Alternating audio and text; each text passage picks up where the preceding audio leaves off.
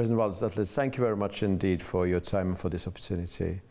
This meeting, this conversation of ours is taking place at a very interesting juncture on the sidelines of the 13th edition of Nizami Ganjavi, the Baku Global Forum organized by Nizami Ganjavi International Center, against a backdrop of important developments taking place in and around the Islamic Republic of Iran.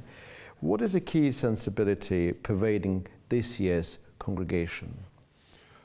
You see, it's very important to keep calm mind, because when bad things happen and they are challenging the humanity and practically each person, it's very important to keep calm, to have some analysis and without too much emotional impact. And that's what I see in the first day of the forum. People are talking about the processes. They are not just talking about how bad is the situation next door to Azerbaijan. It's very important, but I'm not surprised. People who gather here in Baku, they are very experienced and they have a lot of things which were successful in their lives and a lot of things they were not successful in their lives. So they are very adequate. And I think this is the most important thing. Because those who are in emotions, and I say the Americans and the Iranians and the Gulf states are now in emotional stress. So somebody outside must keep calm and try to get at least, Gulf states at first to calm down, Because an emotional background, you make new mistakes. Because the first mistake, the war shouldn't happen, but it has happened.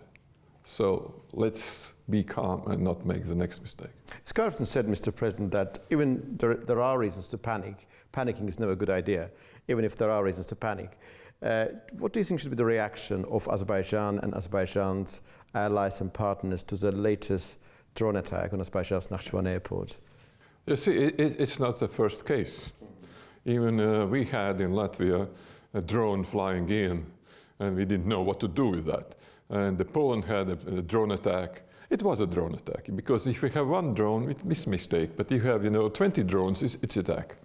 So, and again, the first reaction, we are calm. We understand what's going on, and that was just the Azerbaijani's reaction. We tell what we think about that, and we will not tolerate if it happens again. So I would say that this reaction was very adequate. And it's very important to give the message immediately. Not just after a few days hesitating, because it creates new, let's say, perceptions of what's going on and what is the reaction of a different state. Yet reaction coming from President Aliyev during the meeting of the National Security Council on the 5th of March, literally a couple of hours after the drone attack, was very tough, was very robust. He accused Iran of organizing terror attack against Azerbaijan.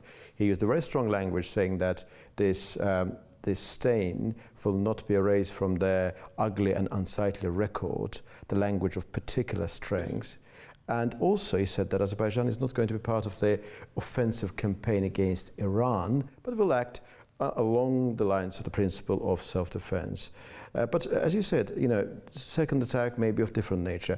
I suppose in line with international law, this was illegal use of force against the sovereign territory of Azerbaijan. It could be an armed attack later if there are more drones encroaching. It could be aggression according to international law. You see, the reaction was adequate, perfect, I would say. Very quick, very tough, strong, with a very strong and very clear message. Never again. Never do it again. We are going to react. The first time we'll just warn you, next time we will react. But we have to take also into account, more or less, Iran is a little bit in confusion.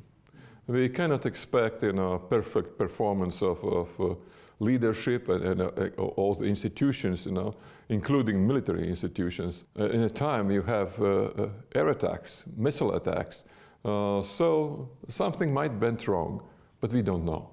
And when we don't know, we just have to make a strong statement, but not to react in the same emotional way. Just one more question about this particular attack, because it's so important from the perspective of Azerbaijan's security and wider regional security. Azerbaijan and Turkey are treaty allies. and they have particular provision in that international treaty that they initially signed in 2021, which was ratified later in 2022, which is very similar to NATO Article 5 style mutual protection. And Turkey is a member of NATO. Some people have suggested that if attack on Azerbaijan is attack on Turkey, and attack on Turkey is attack on NATO, any attack on Azerbaijan could create a chain of events leading to NATO intervention. How realistic is such a scenario, you think? I don't think this is realistic, because there were also incidents on Turkish side. Yeah, so, and the reaction was very clear, you know. The Article 5 is not like blind, let's say, reaction. We take some consultations, because people all know the Article 5, but people don't know the Article 4, which is even much more important, you know. To start consultations just in case, you know, we are ready to react if it's necessary. But we have to understand that any action which is not calling, you know, as you said, domino effect in NATO would not be the right thing to do. So I would say even the reaction of after 9/11 was too overkilled. So we have to understand that it's a territorial defense. That means NATO has a territory, and the allies have agreed that they will protect and defend this territory altogether. But if something is happening outside this territory, we should be very careful about that.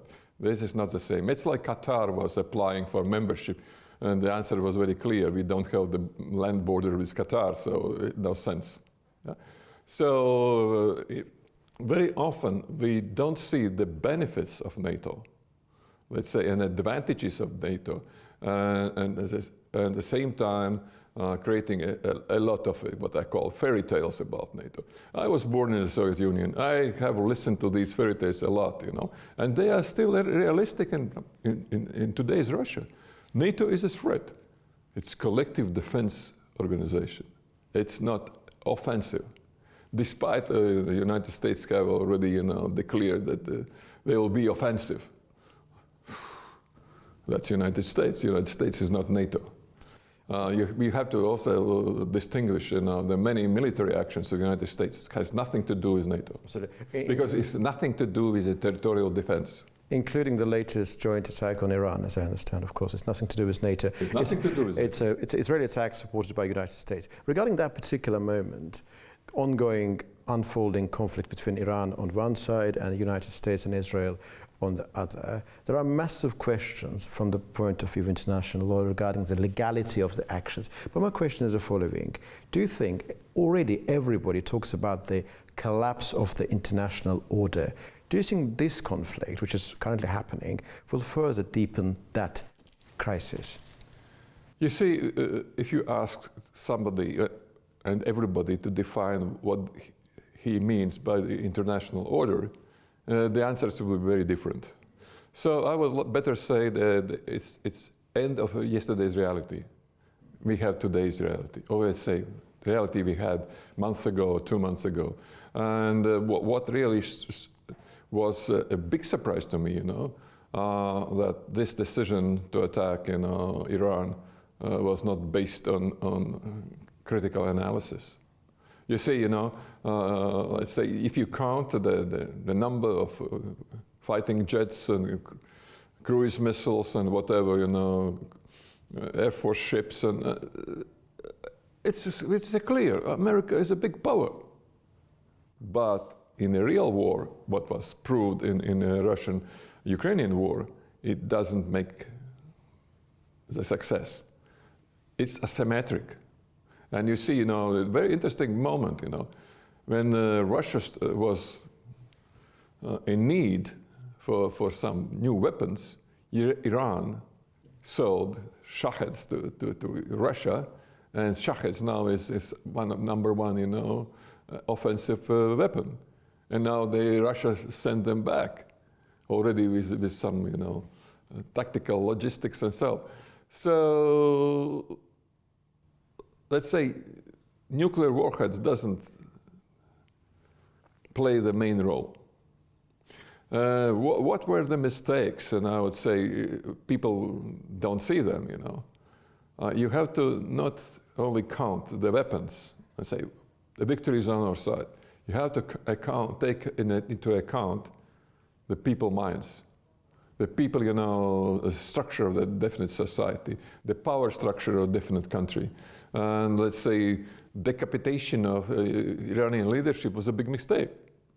Let's say in a theory, you decapitate the leadership, you create a chaos in the country. It didn't happen.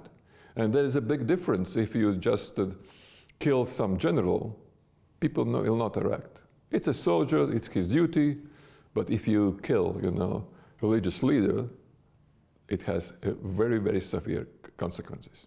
And before learning, you know, about the historical sentiments, because historical sentiments of each nation plays a definite role how they react on today's events. And every nation has a historical sentiment. I just read the press conference material by Chinese Minister of Foreign Affairs. And I was really happy with the very balanced evaluation of what's going on in Iran. But I was surprised how aggressive the language was towards Japan. And then see, there's a historical sentiment behind. And let's say the main goal for China and Japan is to improve relationship. That's the same Europe and Russia. The main goal is to improve relationship. But to do it, you need two hands to clap. Mr. President, regarding resilience and historic moments that we need to bear in mind while dealing a specific country, Islamic Republic of Iran so far has proven to be incredibly resilient for all the decapitation operations carried out by Israelis and United States. They elected a new supreme leader. As far as I understand, for the time being, has not yet been targeted after being elected or appointed by the that organization, the entity known as the Assembly of Experts. And we know from history that Iranians, they tend to resent external intervention. We remember, when we say we remember, we know from history, 1953, when there was an attempt, a successful attempt to overthrow the government of Prime Minister Mossadegh by Britain and United States. That achieved this success, but then of course created this sense of dissatisfaction and also historic resentment towards Western world. What do you make of the resilience there about Iran? It's a very tough question.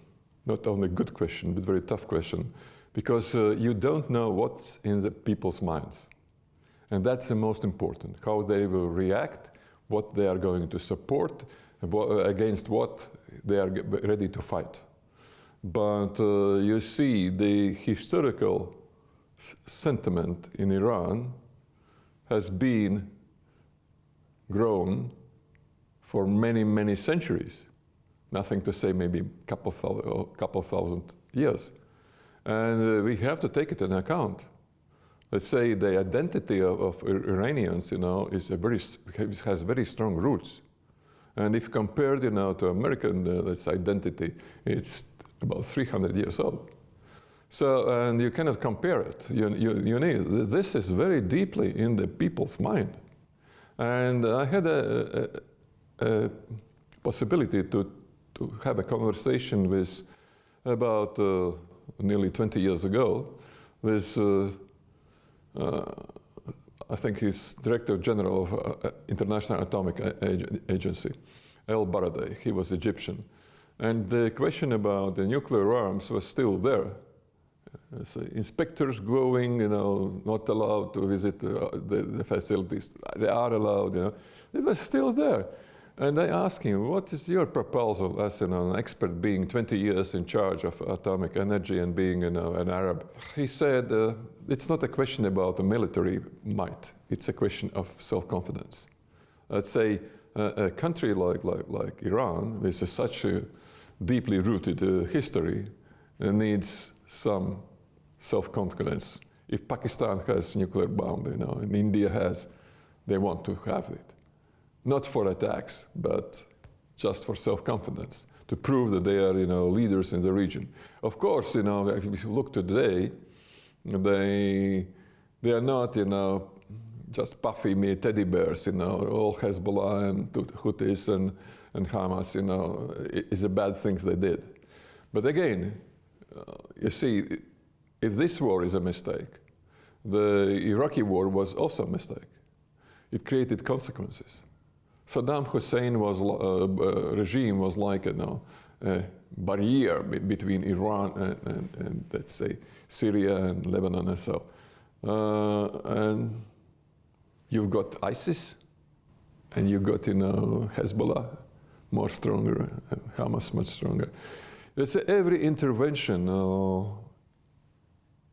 in any place without really clear purpose is a disaster. Well, here in Azerbaijan, neighboring with Iran, of course, there are different accounts of Iran, because Azerbaijanis themselves historically played an important role in the consolidation of Iranian statehood, early 16th century and so forth. There is a deep connection between these two countries, rivalry, quite often described as a perennial tug of war, sort of a battle which will never end. But back to the current situation regarding Iran. Current Supreme Leader Mojtaba Ali Khamenei, son of the previous Supreme Leader, is regarded to be radical, hardliner, widely supported by IRGC. He also said that, the statement attributed to him says that under the current circumstances, in view of joint Israeli-US attacks, Iran will need to form certain nuclear capabilities as a deterrence. What do you make of Iran, post-attack Iran, post-war Iran? If this system there, Islamic Republic of Iran, is allowed to survive, what will become of it eventually, you think? It's again a very tough question, because we cannot predict unpredictable things. But basically, one thing is clear. This regime under new leadership would be much, much more radical in any case. Because the definite person who now is a leader has lost his family. It's very personal. You think the fighter jets and the missiles will make the deal. No. Personal attitude. The leadership personality makes a lot of influence of what decisions will be made in the future. The thing we underestimate, last year's attack, few days attack, give a clear signal to Iran, we must prepare for a bigger attack. So, and if you just go in and say, well, we want this in a few days, don't expect that the next time it will be the same, especially if you want more regime change. I don't think that it was a good idea. Okay, we have, let's say, experienced a lot of regime change operations, not only by Americans, but many other states too, including Russia. So it's not a good idea. It works only if this country and these people are pretty weak. Then you can send, aircraft carrier, and it's enough, and threaten them, and they say, okay, we obey. And you see the difference between, Venezuela and Iran. Iran was prepared, and let's say the people who supported the information to the president of the United States got something wrong. They got really something wrong. And now we're all in trouble. We don't know how to tackle this. Of course, the question is, who is going to take the lead to create some peaceful steps?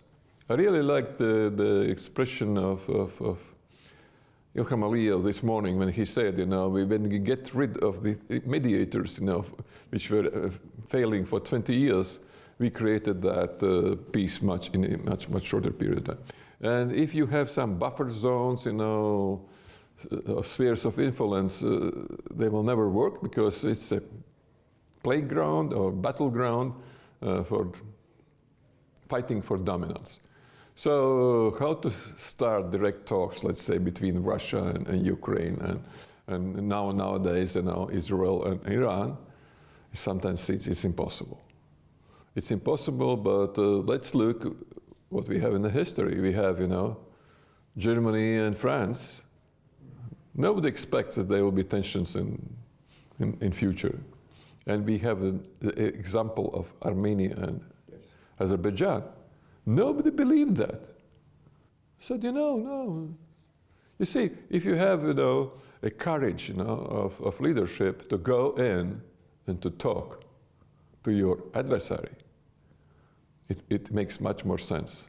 Because people on both sides, they look, if the leaders are becoming closer and they shake hands, that means a signal, the war is over. Yeah? But to get this situation is not an easy task. And who can push? I don't know. Maybe the Gulf states, I don't know. Today they are very angry, they are very, emotionally, stressed because, they were like European Union. They were living in a peace and prosperity. They didn't need war. A lot has changed since our last conversation, which was 8 months ago. Azerbaijan and Armenia signed a joint declaration in Washington back in August 2025. Initial peace treaty, not signed it yet, but initial. Agreed on Trump route for international peace and prosperity. Literally early this week, President of the European Council, Mr. Antonio Costa, was here in Azerbaijan, and I was examining the visits made by highest-ranking EU officials to Azerbaijan. I just realized that the one before this was back in summer 2022 by Ursula von der Leyen, EU Commission President. This is the first ever trip visit to Azerbaijan by sitting President of the European Council, Antonio Costa. How important is this visit, do you think? Very. It's a signal. You see, every visit has a signal to tell the people, green light. I have experience of myself. In 2010, in 100 years, I was the first Latvian president to visit Moscow on an official visit, and you see after that nothing happened again. We are in bad relations again. But not because of small country, but because of big country, because it's absolutely nonsense, that the Ukraine may threaten Russia, or Latvia can threaten Russia, or Iran can threaten America. It's absolutely stupid, Big guys do the job, they change their minds, and therefore we have an up and downs in the relationship. Unfortunately, we have, even European Union, Azerbaijan. It's a gain of a definite perception what is our goal and what is our benefits we get by this visit. The first is a signal, and the second is economical benefits. And Chinese always say win-win, but you have to be smart enough to win-win situation, because to eliminate the possible dominance, which is not acceptable. You have to work hard. You have to be nice people. You have to use a nice language. Because if you look at the language of the leaders of today's world, they are threatening the others all the time. Because if Vladimir Putin says, we can be in Riga in 2 days, okay, we take it seriously. The same thing is everywhere, and if you look what is happening the last week, the language of Trump is much similar now to the language of Putin. Well, he said that we can arrange a friendly takeover in Cuba. He said that we can use Spanish bases if we like to use. We're not going to ask their permission. And all of these moments together give rise to the impression that, yes, Donald Trump is an incredibly consequential person, but it's a profound change in diplomatic rhetoric. Is it just a rhetoric, you think, or is it something fundamental about the US power, image and projection? I better use the word language, because rhetoric sometimes we think, that's talking about nothing, saying nothing, but we must not take it seriously. No, the language. And if you have offensive, real language, threatening language, it will not help, because the opposite side will take it seriously. So the way out is where are the leaders who can talk in a different way? In a different way, because let's say Israel has not right to exist, Ukraine has not right to exist, the Hamas has to be eliminated. This is language which is absolutely abnormal, because we all know that it's impossible to destroy Israel's state. It's impossible to destroy Iranian state. It's impossible even to destroy Hamas. And you have this illusion, then you, let's say, destroy the infrastructures and kill the people, that it will work. You need few people left, and this will come back again. What do you understand by destroying Hamas? You understand this? That was, you see, if you talk, we are from, our ideology is from river to sea. And opposite sides, our ideology is from river to river, It's absolutely nonsense, because this is not realistic approach. So you spend your energy and you spend a lot of money, by the way, on building up your military capabilities. And you see in this era, asymmetry is present. And you have to learn that, in an asymmetric battlefield, with asymmetric approaches and tactics, very often the smallest is the winner, even if it's just to keep himself alive.